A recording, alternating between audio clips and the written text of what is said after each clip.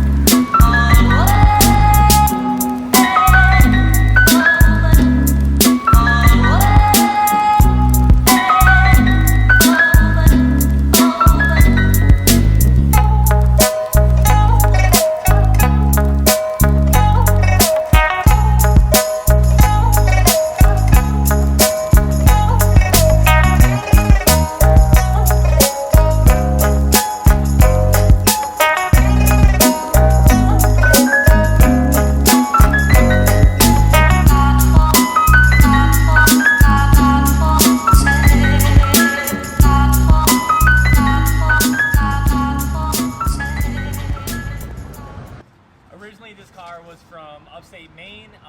It's a 1975, as I said earlier. It got in an accident in '76. The front end got smacked in, and they stopped driving it, and it sat in the back of this Volkswagen guy's backyard since '76, and until when I pulled it out. He had taken a bunch of parts off of it for other project cars, and it just sat on its belly with no front wheels on it, the oil pan in the ground.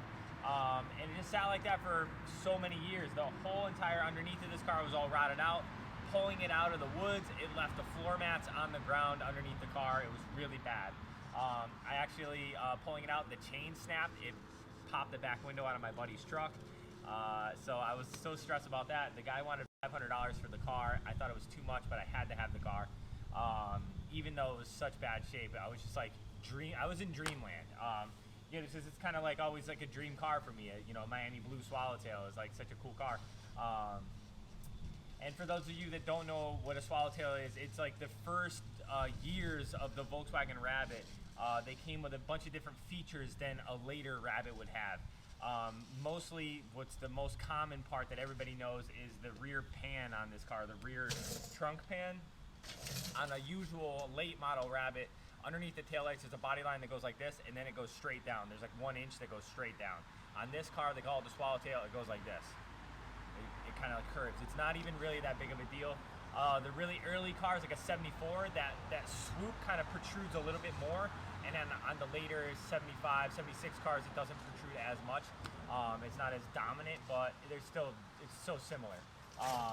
But pretty cool. The inside door panels are different. The door handle mechanisms on the inside are different. The mirrors are early. The rear hatch has like funky vents on the inside of it. The hood, they call it a smoothie hood. There's like a, you know, this like indented line on it that makes it different. So for me, it's always been a dream car for me. Getting it out of the woods and getting it to my shop was a big, you know, process for me. And getting it back to my house and diving in and realizing what I had gotten myself into. After telling all my buddies that I just got this car and how excited I was about it, I didn't want to like let myself down by giving up. And I feel once I started, I was already too far ahead. I already put a bunch of money into it, a bunch of time into it, and for me, I just didn't want to give up on it, and I still haven't given up on it until I got this thing registered and insured and driving around on the road. I don't think I want to get rid of this car. I really want to finish it, even though it's really not really worth anything other than just having a good time and having some fun and kind of fulfilling like a small dream of mine. I've always wanted to have this car back on its feet. So I cut the floor pans out, what was left of it. I put some other floor pans in, but it just didn't have enough to go up the sides. So I bought a whole nother GTI. As you'll see in these pictures here, I bought a whole nother GTI. I cut the whole floor pan out of it, a bunch of other parts that I needed out of the car. It had some good parts in it as well. It had brand new coilovers in it, so I took those out. It had a bunch of brand new parts, so I put all those parts into this car. And a lot of my buddies were like, dude, what are you doing cutting up that perfectly good GTI? But like, it was okay. It had some funky stuff done to it. It had been painted a number of times, and it was like lime green and blue, and it was just like funky, and it was somebody else's project, and I wanted my own, you know. So I put all the good parts into this thing, suspension-wise, G60 rear brakes. You know, it just had a bunch of good parts on it, so I was excited for those. and to not have to buy all that stuff and go through the list. I was able to just get it all at once, which is really cool.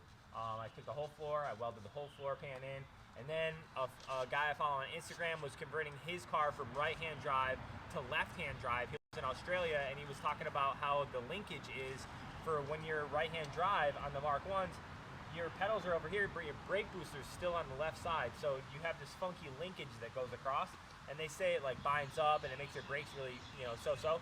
So a lot of those guys switch their cars from right-hand drive to left-hand drive for better braking. So he gave me the dash and the rack. All I had to do was pay for shipping, so he sent it over. Had a good buddy of mine do the dash over for me, Cinnisbill. The dash was so bad, that's why I got it for free. It was in 2 pieces.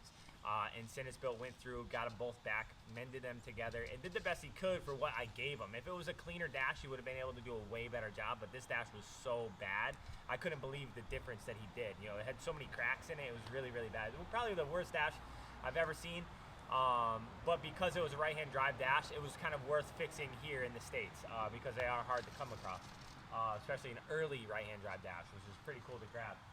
So I did that, and then all the while doing all this stuff, I started thinking, what motor am I going to put in this? And I had to do a VR6. It's my favorite motor.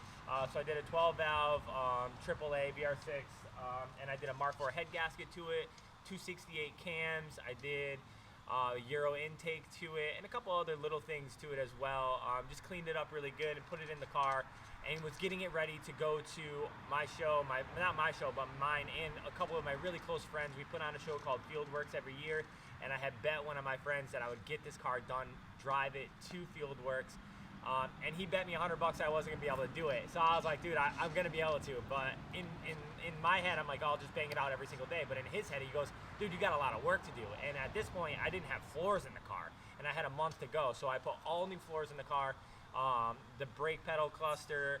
I only routed one brake line. This is how time crunch I was on. I only routed, this was like the last day. I didn't have brakes or a clutch in the car. I just routed one brake line to the front right calibrator so that I'd be able to at least kind of stop, because I only had to drive the car 1 mile to the show.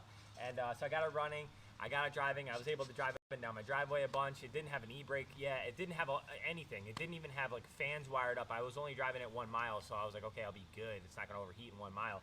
So it's just like to the wire, and I pull it out of the driveway and it stalls, and it hadn't stalled. I'd let it run until it got to temp, and then I'd shut it off, and it would do it a bunch of times. I'd drive it up and down my driveway a bunch, and I just couldn't believe that I got half a mile down the road and it shut off and I couldn't get it to start, and I was just devastated. And all my buddies were there, like everybody, all my close buddies were there, and they were just so like bummed for me because I worked so hard, and it was so cool that they were like good to me, and they waited for me and everything, and they helped me get it to the show. And my buddy James that I bet $100 to, he actually had a tow strap and he pulled me into the show, and he goes, dude, don't worry about it. I gotta give him the $100. He told me that I didn't have to, but I'm going to. I'm gonna give him the $100. I still haven't done it. That day I was just so upset that I wasn't able to drive the car. I just worked so hard on to get to the show. And betting my buddies and having that crushing feeling, it just really sucked. But it was a lot of fun, and I was glad I had something to, I don't think I would have made as much progress as I did if I didn't make that bet. So it was kind of a good thing and a bad thing as well, because after the show I was so like just over it from working so hard on it, and losing the bet, that I was just like, you know what, screw this car. And I've been leaving it on the back burner for a really long time. It's been a couple of years since I've worked on it, and now I figured, let's pull this thing out. I'm gonna clean it up really good and pull it in the garage and start working on it today. So check out these pictures that I've taken over the past couple of years of the car, from when I got it, when it was sitting on its pan, till now, putting the right-hand drive and then the floors and the suspension, and fixing a bunch of rot holes on it. Putting the interior in it, getting it to the show, and then it's been a cool process, and this has always been a dream car of mine. So I figured I'd make a cool video today to show you guys, and maybe if it gets some love here, I'm gonna finish it for myself. But if you guys like this thing and you want to see more of it, I'll make another video on some more progress, if you guys would like that. But until then, I'm gonna continue working on this thing. And if you guys, share some love, some likes and comments, then I'll post another video of this thing and share some more progress. But thanks for watching, you guys. I really appreciate it.